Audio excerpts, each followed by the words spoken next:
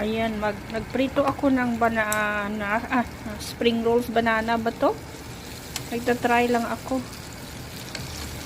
Pero, iba talaga yung sa Pilipinas na kamuti Q, banana Q. Alam mo naman,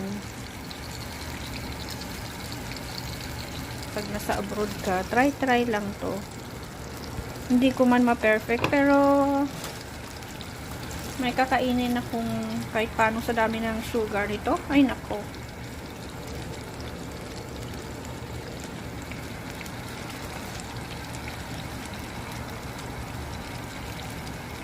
Turon-turon pa yan.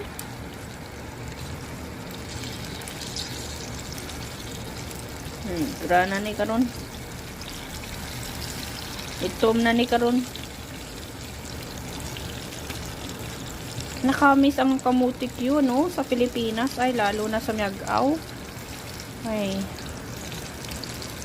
Masarap ang kamuti Q at banana Q sa Pilipinas. Nakakamiss din ang mga simpleng luto na madaling mabili. Hindi ko lang ni pagsinugon base ni magkaon bata ko ni karon bala. Pag gamay lang may itom ang akon bata. Yan, niya magkaon sang itomong may mga itom. Dire gid na saya. So kinahanglan perfecto na. Ay naku, kamay lang nga texture nga may kung ano-ano hindi na siya magkaon.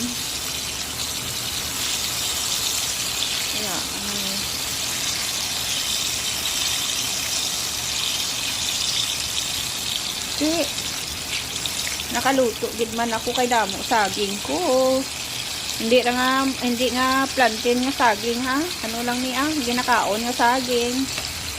Kay may leftover ko nga spring rolls hakon gid nimo kay sa mag-stock man lang na sa freezer ko dugay-dugay ano yung kumana. Tignan lang hindi lang siya masunog. Tignan lang maayo texture niya. Sige, okay na.